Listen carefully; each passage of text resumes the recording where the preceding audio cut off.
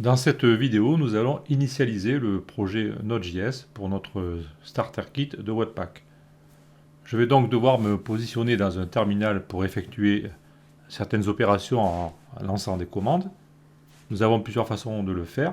Si je reviens ici au niveau de l'explorateur, je peux effectuer un clic droit sur le nom du dossier et étant donné que j'ai installé Git Bash et Git GUI sur mon ordinateur, il me propose ici de lancer la console Git à partir de ce dossier. Donc je peux faire comme ceci, lancer une console Git ou bien lancer le terminal de Windows. Il y a plusieurs façons de faire. Je peux aussi le faire à partir de Visual Studio Code ici, si je reviens dans le logiciel. Alors, au passage, je vais enregistrer ici index.html puisque je vois que c'est pas fait. Voilà. Je peux lancer le terminal ici, nouveau terminal, et à ce moment-là, je vais pouvoir lancer des commandes ici dans le logiciel Visual Studio Code. Donc c'est à vous de voir. À un moment donné, quand ça devient chargé au niveau du code et des commandes, etc., ça peut être plus intéressant de le faire à part, mais au début, nous allons commencer à le faire dans Visual Studio Code. Donc je reste ici, je suis bien positionné dans le dossier correct, je le vois ici, et donc je vais pouvoir taper des commandes dans cette fenêtre de terminal. La première commande que je vais devoir taper, c'est la commande npm init. Alors là, je ne détaille pas, je vous renvoie vers la vidéo numéro 1 de la série consacrée à JavaScript en 2020. Et désormais, c'est plus ou moins un standard, donc je pense que maintenant, vous savez faire ça.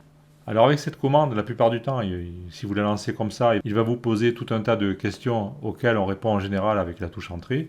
Alors pour éviter ceci, on peut rajouter ici le flag -y, c'est-à-dire qu'il va compléter les choix pour nous.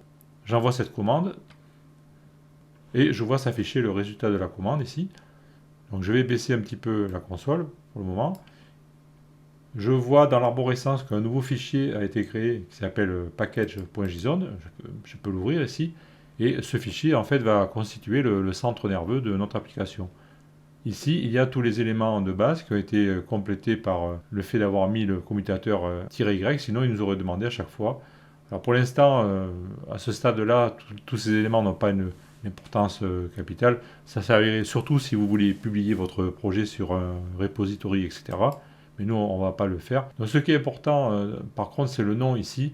C'est pour ça que j'ai pris un nom de dossier qui s'appelait Starter Kit et non pas Webpack ou autre, parce que le nom a une importance. Vous ne pourriez pas, par exemple, utiliser Webpack comme nom. Il faut faire attention de ne pas utiliser des noms réservés. Sinon, le reste, c'est plus ou moins générique pour l'instant, à part la partie script que nous allons compléter. Donc tout le reste, ce sont des valeurs par défaut. Notre projet Node.js est maintenant initialisé. Nous allons pouvoir installer des packages dessus. Les premiers packages que nous allons devoir installer sont React et React-DOM afin de remplacer ici les deux lignes que nous avons invalidées dans le fichier index.html. Donc je me repositionne ici au niveau de la console. Je laisse le fichier package.json apparent pour que vous voyez ce qui va se passer. Et ici, je vais taper la commande npm install --save et je vais donc installer React, le premier package, ainsi que React-DOM.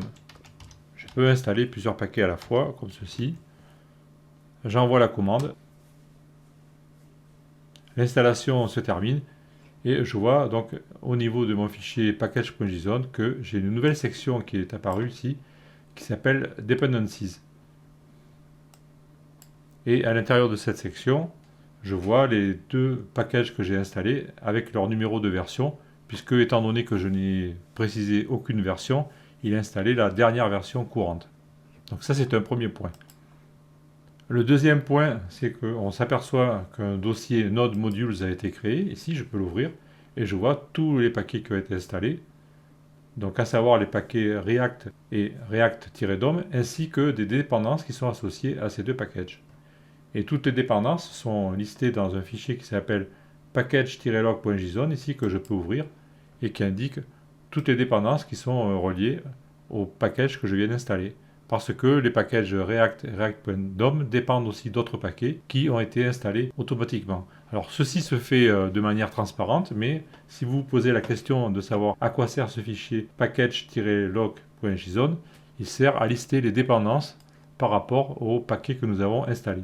Et bien sûr, il ne faut surtout pas détruire ce fichier. Au niveau du fichier Node module, le dossier ici, ce dossier sert juste au développement. Vous pouvez l'effacer et le reconstituer, c'est ce que nous allons faire à titre d'exemple. Et il faut savoir que si vous transportez votre projet d'un ordinateur à l'autre ou si vous le transmettez à quelqu'un, il ne faudrait pas transmettre ce dossier Node module parce qu'il est très très gros, il contient un nombre important de fichiers, donc il n'est pas intéressant de le copier puisqu'on peut le recréer à tout moment.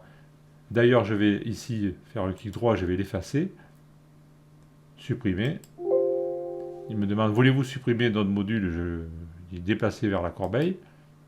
Le dossier Node module n'existe plus. Si je vais le recréer, il suffit que je retape une commande npm install sans aucun paramètre et à ce moment-là, il va prendre le fichier package.json en entrée, il va regarder les dépendances qui sont installées. Alors le fichier package.json, je reviens ici.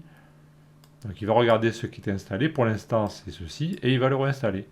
Je peux taper par exemple npm install. Ça va prendre un certain temps, voilà. Et je vois que le dossier Node module a été recréé avec exactement les mêmes composants. Donc retenez bien que ce dossier Node module, vous devez faire attention. Si vous avez plusieurs projets sur votre ordinateur, vous allez vite augmenter le nombre de fichiers et penser à les effacer sur les projets par exemple que vous laissez tranquilles pendant quelques semaines ou quelques mois. Vous pouvez effacer ces dossiers Node module et le jour où vous revenez sur le projet, vous jouez npm install et il va réinstaller toutes les dépendances. Ensuite, nous allons installer de nouveaux packages qui vont concerner Webpack. Le fameux Webpack qui est le cœur de ce tutoriel, nous allons l'installer maintenant. Pour installer Webpack, c'est la même démarche. Je tape npm install --save parce que je veux le sauvegarder dans le fichier package.json et je rajoute aussi -dev ici. On va voir pourquoi dans un instant. Et je vais installer Webpack ainsi que Webpack CLI.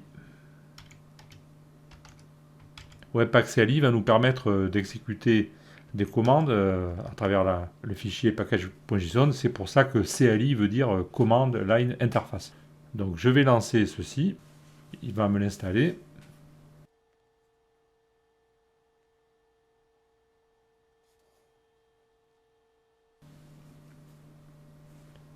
Une fois que c'est installé, je vois que mon fichier package.json a été complété d'une nouvelle section qui s'appelle Dev Dependencies.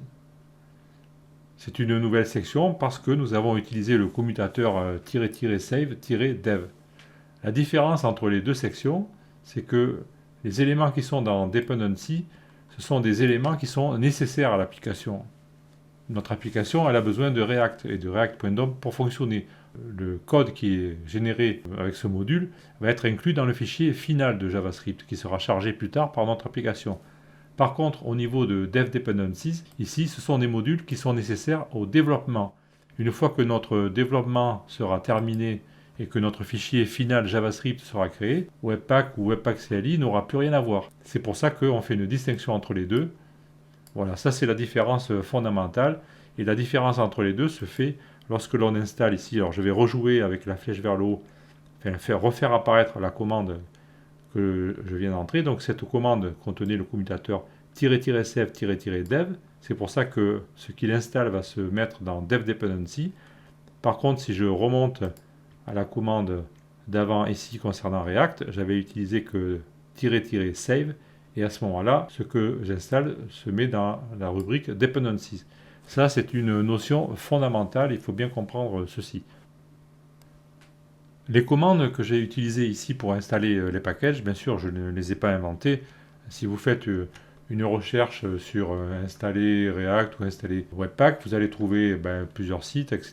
Et là, on vous montre les commandes à utiliser. Donc ici, par exemple, concernant React, on les a ici. Vous voyez, npm install React-save, npm install React-dom-save, à part que moi j'ai installé les deux en même temps, mais ça revient au même. Et pour Webpack, vous avez ici pareil, là sur le site GitHub de référence de Webpack. Si vous descendez un petit peu, on vous donne toutes les commandes pour installer. Voilà, par exemple, comme ceci. Donc tout est sous contrôle, hein. Voilà pour la première étape de l'installation de notre projet Node.js. Alors pour résumer le rôle des éléments que nous venons d'installer, Webpack en fait est un transpiler qui va nous permettre d'écrire notre code dans la version ES6, c'est-à-dire le code JavaScript moderne, et ensuite Webpack va se charger de transpiler ce code et de le transformer en une version ES5 qui elle sera lisible par la majorité des navigateurs, puisqu'il faut savoir que au fur et à mesure que JavaScript évolue, les navigateurs ont toujours un petit temps de retard par rapport aux dernières fonctionnalités. Donc le fait d'utiliser Webpack, ça nous permet de nous coder avec les dernières spécificités, un code moderne et performant. Et au niveau du navigateur, le code envoyé va être plus polyvalent et ça évite bien sûr de crasher le site ou de faire que les choses ne fonctionnent pas. Et Webpack-CLI, quant à lui, va nous permettre d'utiliser des commandes ici dans la zone script afin de configurer notre environnement. Dans la vidéo suivante, nous allons passer à la suite de la construction de notre projet Node.js.